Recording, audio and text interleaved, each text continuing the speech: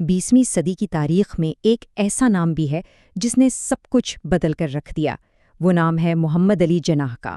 آج ہم ان کی زندگی اور اس وراثت پر بات کریں گے جو وہ ہمارے لیے چھوڑ گئے۔ اچھا، بات شروع کرتے ہیں ایک بہت ہی بنیادی سوال سے۔ ایک قوم آخر بنتی کیسے ہے؟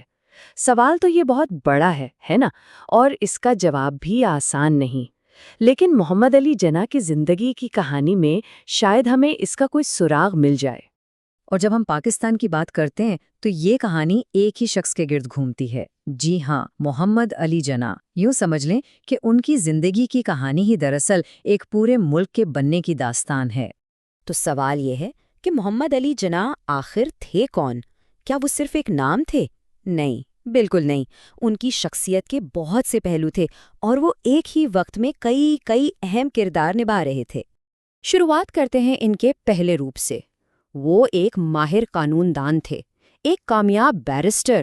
ان کا ہتھیار تھی منطق اور دلیل، اور یہی قانونی سمجھ بوجھ تھی جس نے آگے چل کر ان کے سیاسی کیریئر کے لیے ایک انتہائی مضبوط بنیاد رکھی۔ مگر صرف عدالت کے کمرے ان کی منزل نہیں تھے۔ انہوں نے فیصلہ کیا کہ اپنی صلاحیتوں کو ایک کہیں بڑے میدان میں آزمایا جائے، اور وہ میدان تھا سیاست کا۔ اور یہاں آ کر ان کا اثر و رسوخ ایک بالکل ہی نئی بلندی پر پہنچا۔ اور پھر آتا ہے وہ کردار جس کی وجہ سے تاریخ نے انہیں ہمیشہ کے لیے امر کر دیا، بانی پاکستان۔ یہ ان کی زندگی بھر کی جد و جہد کا پھل تھا، ان کے سیاسی سفر کی سب سے اونچی چوٹی۔ تو یہ سفر شروع کیسے ہوا؟ وہ اس مقام تک پہنچے کیسے؟ آئیے ذرا ان کے سیاسی سفر پر ایک نظر ڈالتے ہیں جو کئی دہائیوں پر پھیلا ہوا تھا اور جس میں بہت سے اہم موڑ آئے۔ اچھا، یہ ٹائم لائن دیکھیں۔ 1876 میں کراچی میں پیدائش، پھر 1913 میں وہ آل انڈیا مسلم لیگ کے رہنما بنتے ہیں، اور وہاں سے 1947 تک یعنی تقریباً 34 سال وہ اس تحریک کی قیادت کرتے رہے۔ ایک لمبی جدوجہد تھی یہ۔ لیکن سب سے حیران کن بات یہ ہے کہ جب 1947 میں پاکستان بنا تو اس کے بعد ان کی زندگی بہت مختصر تھی۔ وہ صرف 1 سال گورنر جنرل رہے اور 1948 میں ان کا انتقال ہو گیا۔ یعنی منزل تک پہنچنے کی جدوجہد زندگی سے بھی لمبی نکلی۔ اچھا، یہ تو ہو گئی ان کی عوامی زندگی کی بات، لیکن ہر بڑی تاریخی شخصیت کے پیچھے ایک انسان بھی تو چھپا ہوتا ہے نا؟ اپنی ذاتی زندگی، اپنے رشتے، اپنی کہانیاں۔ تو چلیں ایک لمحے کے لیے ان کے اس عوامی کردار سے پردہ ہٹا کر جناح صاحب کو ایک انسان کے طور پر سمجھنے کی کوشش کرتے ہیں۔ ان کی سوچ کی بنیاد پڑی تھی لندن میں۔ انہوں نے 1893 سے 1896 تک لنکنز ان سے قانون کی تعلیم حاصل کی، جو اس وقت کے سب سے بڑے اداروں میں سے ایک تھا۔ اور اس تعلیم نے انہیں صرف ایک وکیل نہیں بنایا، بلکہ مغربی سیاسی نظریات اور جمہوریت کے اصولوں سے بھی گہرائی میں متعارف کروایا۔